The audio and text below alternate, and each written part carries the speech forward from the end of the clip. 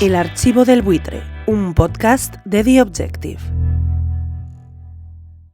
Muy buenas. Fíjate que yo pensaba que los buitres querrían seguir hablando de resaca postelectoral, de ver qué pasa el día de los alcaldes, de ver pactos o de ver qué pasa con el espacio político a la izquierda del PSOE, como se dice ahora eufemísticamente, pero los buitres quieren hablar del señor don Rodrigo Rato. Y es que el antaño conocido como el mago de las finanzas, cuya imagen pasó a descender a los infiernos después de que fuera el presidente de Bankia cuando Bankia tuvo que ser intervenida, después de que siendo ministro de Economía tuviera una tarjeta con gastos que no pagaba las retenciones y siendo ministro de Economía se acogió a una amnistía fiscal porque asumo que tenía dinero no declarado. En fin, que el ángel caído del Partido Popular apareció anoche en La Sexta. Esto está grabado antes de la emisión, aunque se emita después de la emisión, es lo que tiene la hora de cierre, pero ya conocimos una gran parte de la promo porque La Sexta estuvo gran parte del día de hoy anunciando la entrevista. Esta noche, el hombre que lo fue casi todo, el hombre que pudo reinar, Rodrigo Rato, rompe su silencio. Es la primera entrevista en televisión. Diría que aquí el señor director de La Sexta se ha venido un poco arriba. Primera entrevista en televisión a don Rodrigo Rato. Supongo que quiere decir primera entrevista desde su caída, pero tampoco. O sea, ya asumo que en su etapa en primera fila política concedería miles de entrevistas, pero es que incluso vamos a irnos a después de la caída de Bankia, las tarjetas Black, su detención. Ya ha concedido bastantes entrevistas, ¿no? Para empezar recuerdo una muy importante, que creo que fue la primera entrevista que concedió después de su detención, que si no me equivoco fue en Intereconomía. Creo que su primera entrevista en televisión en los últimos, en los últimos 5 años, por lo menos, ¿no? Probablemente más. Probablemente hace más de 6 o 7 años que no salgo en un plato de televisión. Bueno, es que yo hago otra vida. De hecho, como esa voz es inconfundible, asumimos que quien hizo la entrevista hoy es compañero aquí en The Objective, que es el señor don Gonzalo Vans.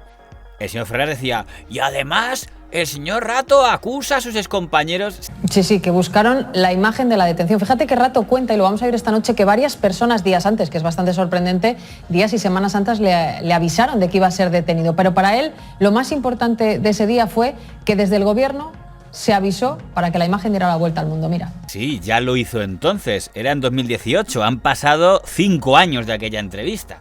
Es verdad que entonces se criticó que el señor Rato había escogido un medio amable para conceder su primera entrevista en televisión tras su caída, porque se decía que el señor Rato había ayudado económicamente como presidente de Bankia a el grupo Intereconomía cuando le fue mal. Por lo menos eso dijo don José Bono, ni más ni menos que desde el plató de Telecinco.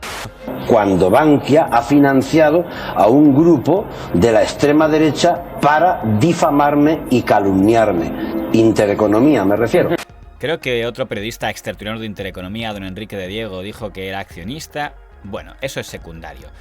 De todos modos, si no le vale al señor Ferreras la entrevista que concedió en 2018 a Intereconomía para decir lo de que todo fue culpa de una conspiración del gobierno Rajoy, etc., luego lo ha dicho en el Parlamento, porque en el Congreso compareció el señor Rato y dijo exactamente la misma teoría de la conspiración contra el señor de Guindos, que entonces era el ministro de Hacienda, contra el señor Catalá, que entonces era el ministro de Justicia, metió a un periodista de Voz Populi. A mí me detienen en mi casa, delante de mis hijos y de mis vecinos, el 16 de abril del año 2015. El día 15 de abril del año 2015, a las 9 de la mañana, el ministro de Justicia cuenta mis datos fiscales a los desayunos de Televisión Española. Accedió a una regularización fiscal y por lo tanto eso tiene un tratamiento, insisto, meramente fiscal. Lo que se está investigando por el Servicio de Prevención de Blanqueo de Capitales es si el origen de esas rentas regularizadas es lícito o ilícito. ¿Cómo puede saber el ministro de Justicia mis datos fiscales? Una pregunta que todavía no he sido capaz de contestar. El 14 de abril, el ministro de Hacienda, con más habilidad, habla del tema en esta Cámara. La acción que estamos conociendo durante estas últimas horas en relación con el anterior vicepresidente económico del Gobierno es consecuencia de una investigación de la agencia tributaria que lleva realizando desde hace bastante tiempo. La ley es para todos. Que la agencia tributaria actúa con independencia y con firmeza. Porque el 13 de abril, una publicación que se llama Vox Populi publica que el SEPLAC, dependiente del Ministerio de Economía, me está investigando. Resulta que el autor de esa información, el señor Alba, tiene una reunión la semana anterior con el ministro de Economía. Y según lo que cuentan los compañeros del señor Alba, que yo no he hablado con él directamente, el señor Alba achaca esa información de que el SIPLAC me está investigando al ministro de Economía. En febrero, principios de febrero del año 2015, la ministra de Trabajo le dice a mi secretaria que se vaya separando de mí, que voy a tener problemas por mis declaraciones de Hacienda. Durante los meses de marzo y febrero del año 2015, 3 personas, un director de un medio de comunicación, un articulista y un ex alto dirigente del Partido Popular, me avisan de que el Gobierno me quiere meter en la cárcel.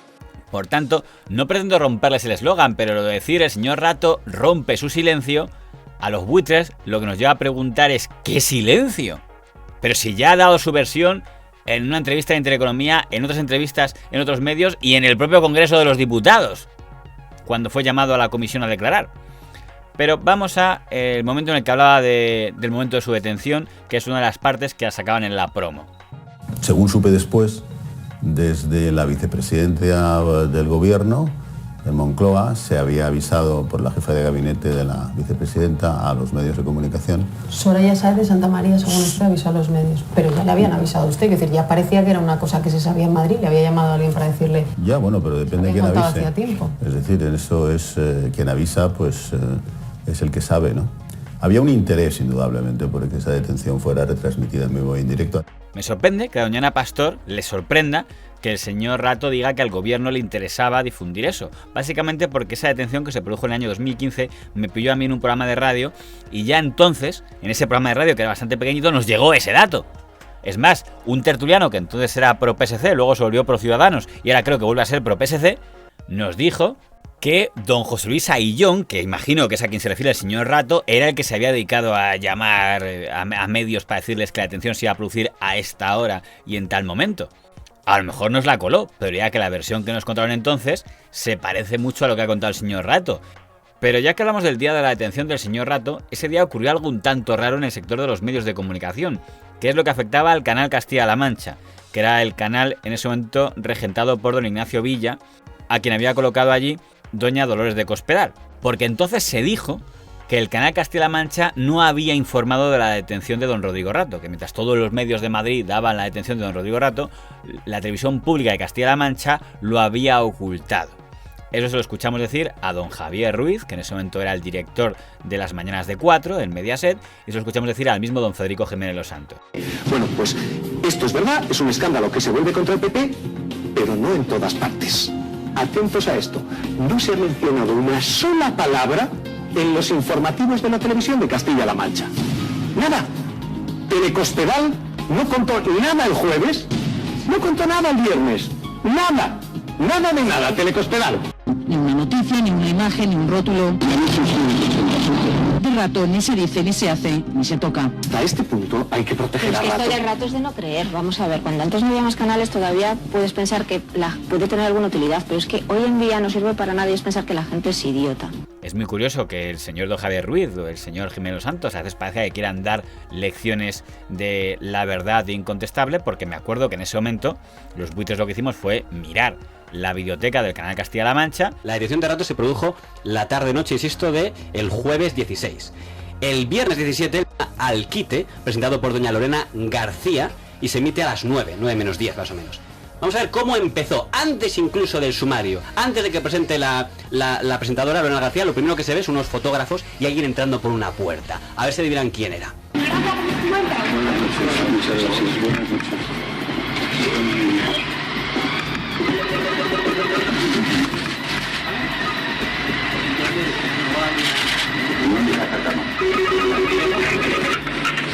Ábreme.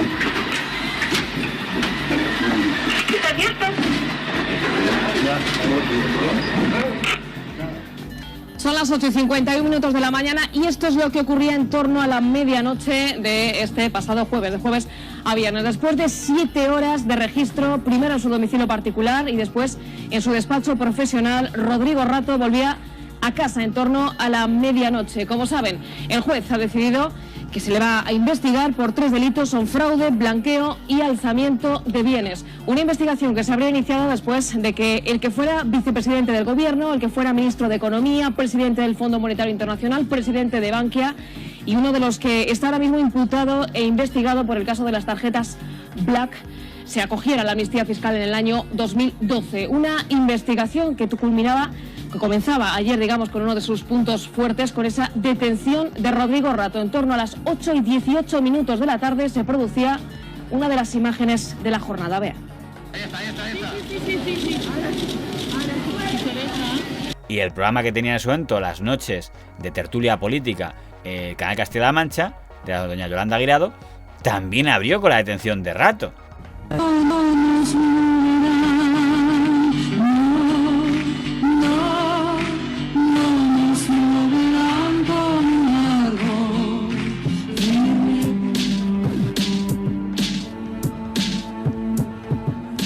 Lo están viendo, es el momento en el que Rodrigo Rato sale detenido de su domicilio, acusado de 3 presuntos delitos: blanqueo de capitales, fraude fiscal y alzamiento de bienes. Pasadas las 4:30 llegaban los primeros agentes para registrar su domicilio de Madrid.